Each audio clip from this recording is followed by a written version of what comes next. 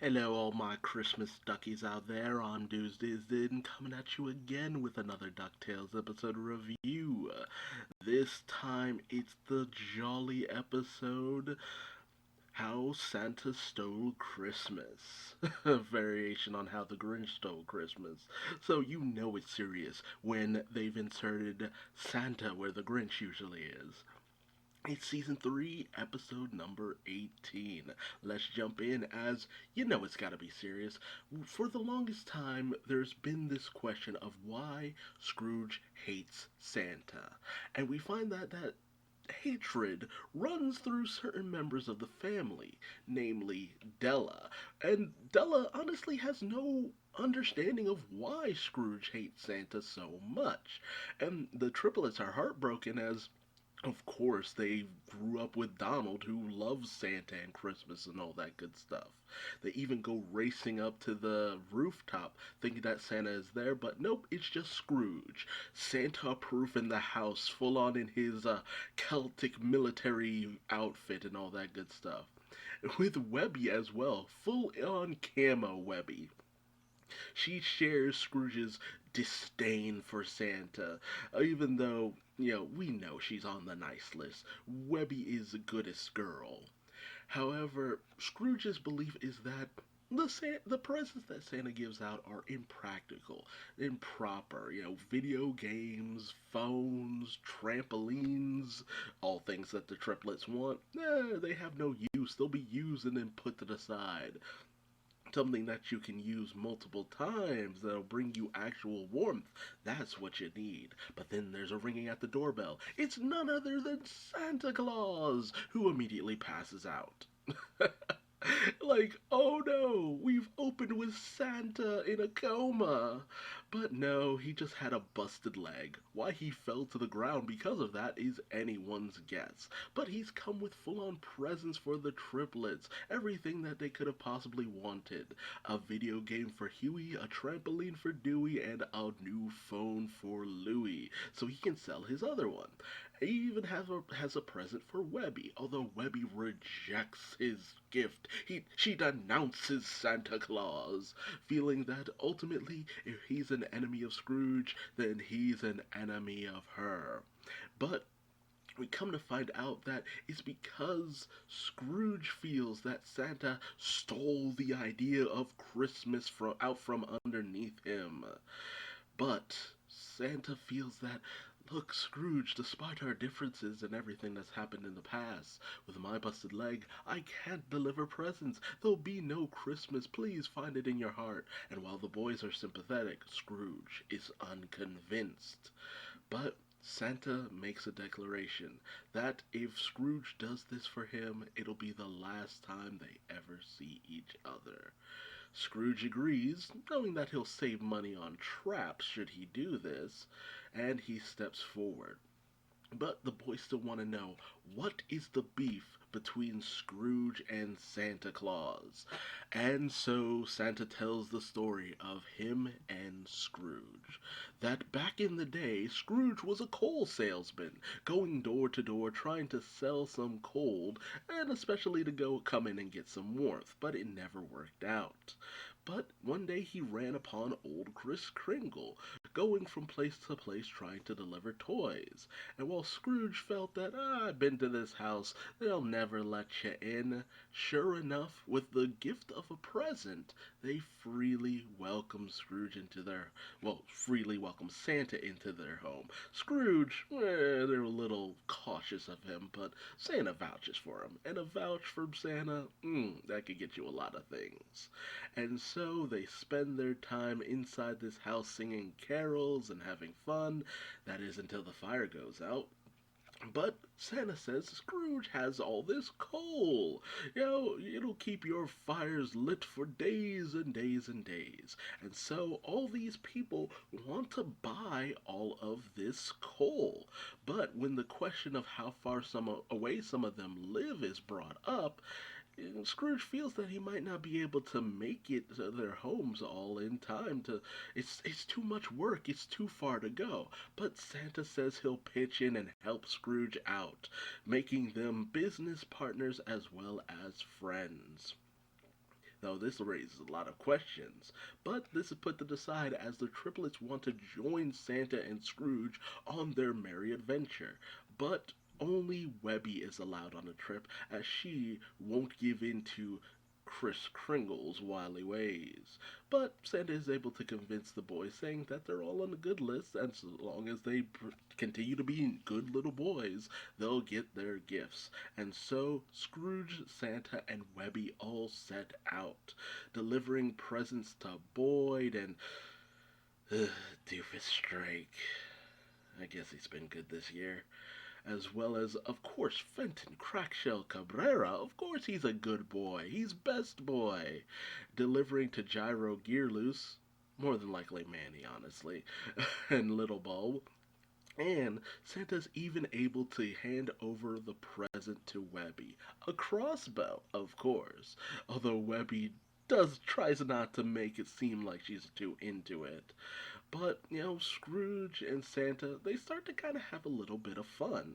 Like, Scrooge is very taken with this way of life, if nothing else, as they travel from place to place, some places more than once. And Scrooge points out, why don't you just deliver per country and not just in alphabetical order? You'd save so much more time, which never dawned on Santa for some reason. And we continue on with the backstory that in order to slow down time so that they could get from place to place within a single night, they went in search of this item called the Feliz Navi Diamond, which it would not be called that if they were up in the northern tundra, just saying. But even still, he went in search of this item in order to make all their deliveries of Scrooge's coal at the time. That was the business practice. Santa being the welcoming embrace, while Scrooge being the supplier of all the items. Santa was an overglorified salesman. But they went in search of this item, which was under protection of flying reindeer, which were troublesome at first, but Santa managed to calm them down through the use of jingle bells, of all things. So fun. And Webby's really taken with this tale, but again, she tries not to let on. As we also end up delivering to Violet and Lena, who share the same bed, oddly enough. It's kind of cute. With Webby even giving them kisses goodnight. It's really sweet. We even give gifts to Donald and Della, who was ready to beat some Kris Kringle booty, but she gets a present as well, and they risk the den of the Beagle Boys in order to give Bouncer Beagle a present, as he's the only good Beagle Boy. Unfortunately, Bouncer wakes up and alerts the rest of the Beagle Boys who want all the presents. But thanks to Santa, they're successfully able to escape. Back in the past, the Scrooge and Santa came upon the Feliz Navi Diamond under the protection of a ferocious snowman. And Santa's just like, oh, I'll just give him a present. That'll calm him down. Yet it does not calm him down. But in comes Scrooge on one of the flying reindeer, raining down flaming hot coal upon the snowman. And as Santa goes for the Feliz Navi Diamond, he's able to grab it, slowing down time, keeping them from the snowman's grasp. And with that, Santa and Scrooge are in business. And, Webby realizes that Santa and Scrooge were a great pair. They did some great work. They were great business partners. And she wonders what broke things down, with Scrooge saying, oh, well, it's not going to matter after all of this, as he heads on to the last chimney. But Webby really just wants to know what changed between them. And Santa says that was the worst Christmas of his life. As, well, when it came to the business practice of delivering all this coal, Santa wanted to deliver it freely, giving warmth to the people in any way possible. And Scrooge, of course, you should know by now, he would never, never, ever give handouts. He was tight-fisted and all about the bottom line. And so negotiations broke down. As Scrooge even said, well, if you want to deliver something for free, you might as well deliver those ridiculous toys of yours. And Santa kind of went with that, feeling that Warmth and joy are something to be shared, not to be hoarded. But ultimately, Scrooge gave Santa an ultimatum. It's either giving things for free or Scrooge himself, his friend.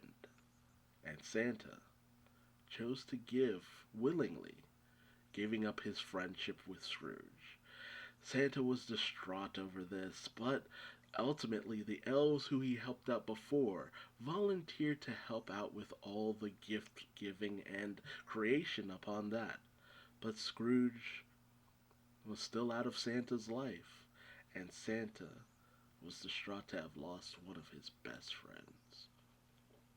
Santa says that should be only one gift left, and that will be a gift for Scrooge, the friend he'll never see again. But Webby realizes, hey, there's still a lot of gifts in here, and Santa realizes all too late that what they've been delivering hasn't been presents, it's been coal. Scrooge is determined to give people practical gifts, not the frivolities that they'll just use once and go away, especially this young girl who seems to be shivering. This girl, Jennifer, however, wakes up and thinks that Scrooge is a burglar before realizing, oh, he must be Santa Claus. He's got the red suit. But, Scrooge hands over the gift and she questions why it's coal.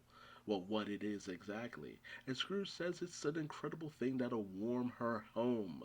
But Jennifer starts to play with it, loving it and cuddling it and just having a good time.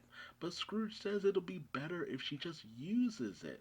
That's all she has to do. It'll be a great, investment. It's something that he would have loved when he was younger. A little bit of warmth. But it warms Jennifer's heart to receive such a gift, and she starts to fall asleep, with Scrooge realizing maybe he was wrong. Maybe it wasn't the practicality of the gift that he should be giving. Maybe things to warm the heart are ultimately what matter the most.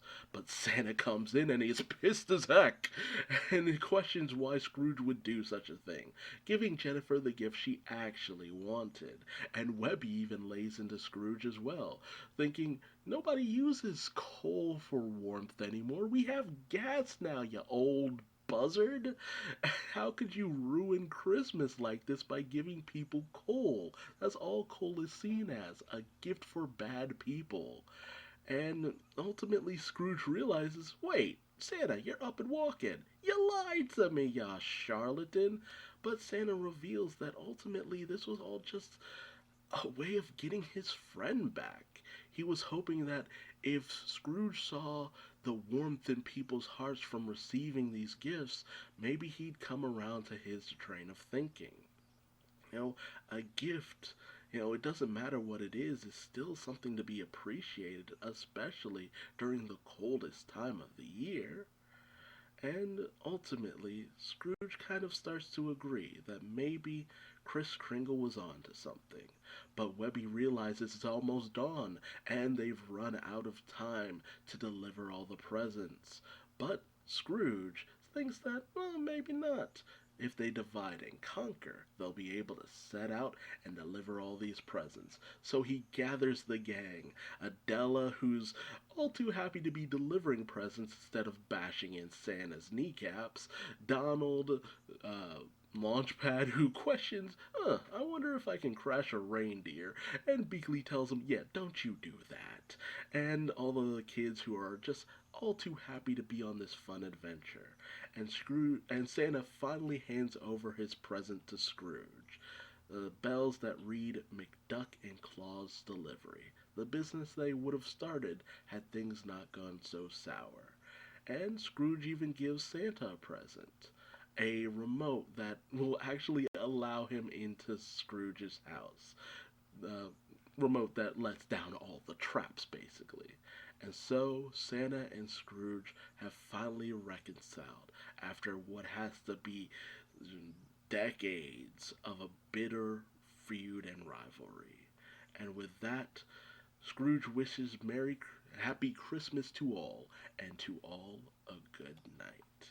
A very great story, with the character of Jennifer being reminiscent of a character from an old Scrooge McDuck's comic called "'Tis the Season," and the whole "Happy Christmas to all and to all a good night," of course, from the night before Christmas. A very great little something. It's unfortunate I couldn't review this on Christmas, but I'm still a little behind on things. But I hope that wherever you are, this Christmas tale warmed your heart as it warmed mine. So, tell me your thoughts in the comment section below. Was this feud between Santa and Scrooge what you expected, or did it take a turn you weren't too happy about? Subscribe, bell, like, comment, all that good stuff, and I will see you hopefully before next Christmas. Until then, I've been Duuz-Diz-Din, and I will see you later. Bye bye.